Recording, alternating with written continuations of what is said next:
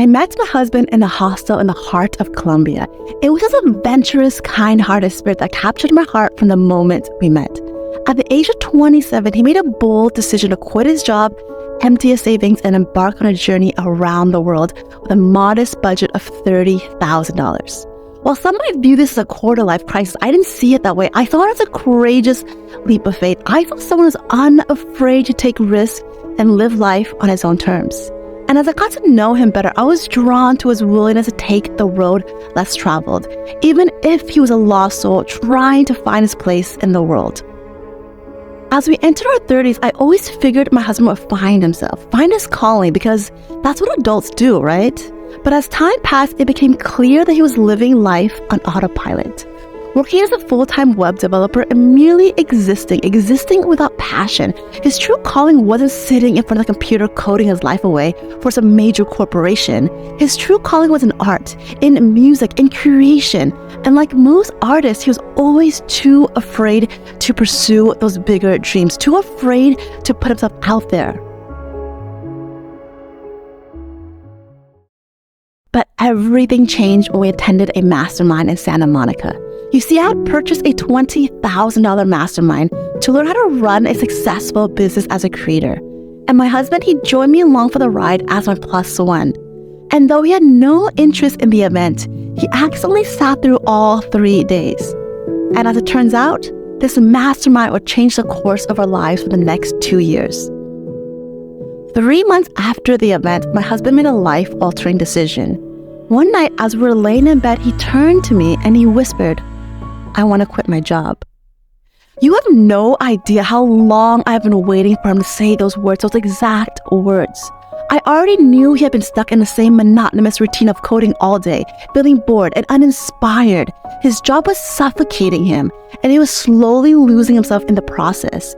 And now, at the age of 37, he has finally mustered up the courage to walk away from his 9-to-5 job, pursue his dreams, and chase after something that truly makes him happy.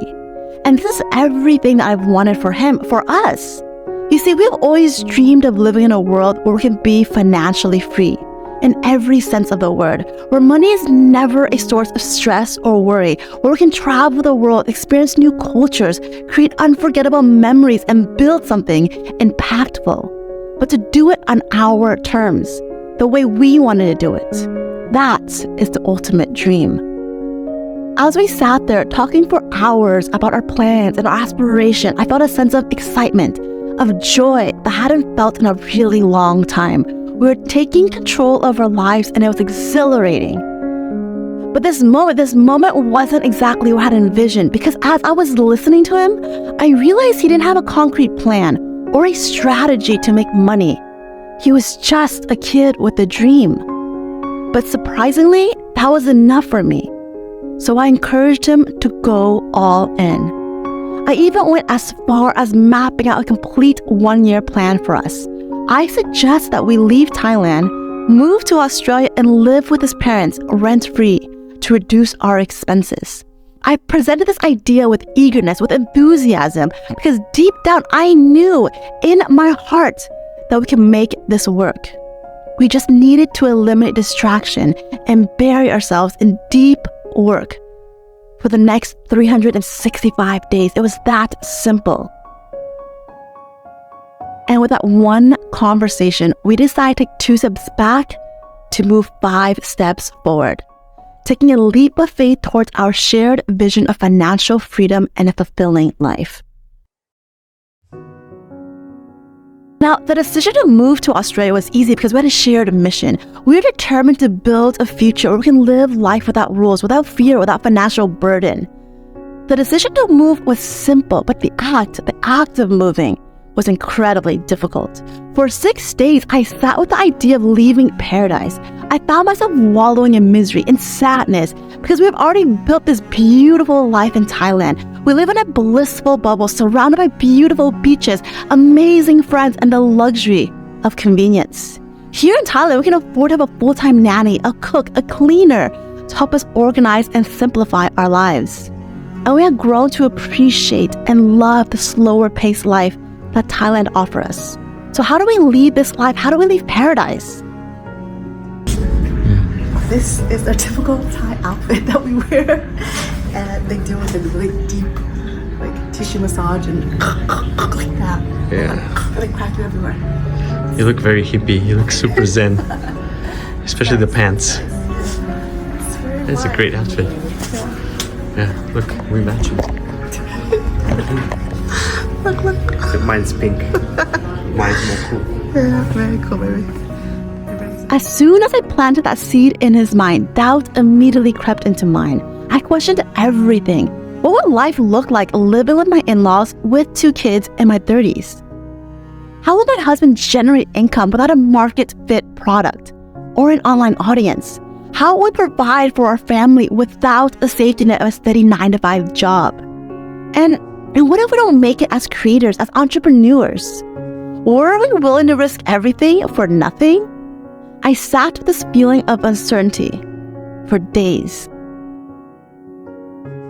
And a week later, we arrived in Australia, and suddenly everything came into focus.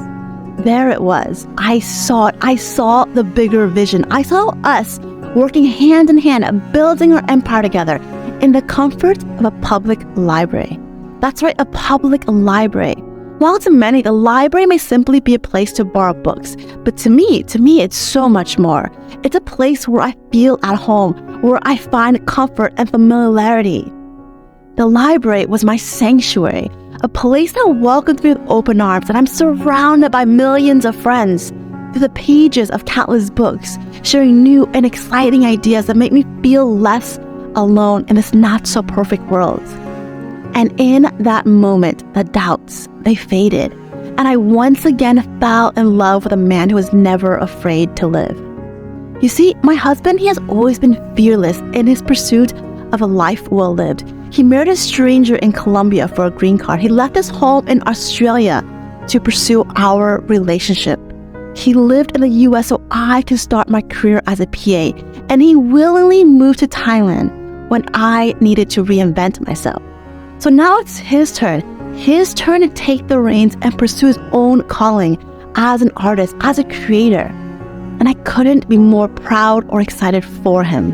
And despite all the uncertainties and the challenges that lie ahead, we are determined to create this life that we envisioned for ourselves. And I know what you're thinking, and I agree, we're a little crazy. We're actually lots crazy for not having a solid plan. This is the plan. This is the leap of faith. It's an adventure into the unknown, and we're ready to face whatever obstacles come our way because we're in this together. And with our children already settled in Australia, we're back in Thailand to tie up some loose ends before embarking on the next leg of our journey. In just a few short weeks, we'll be taking that bold step forward, hand in hand, towards a future without fear and without limits. As I looked at my husband, filled with hope and purpose, I knew this was the beginning of a new chapter for the both of us. Together, we are ready to build a life that is truly our own, one that will inspire us, challenge us, and set us free.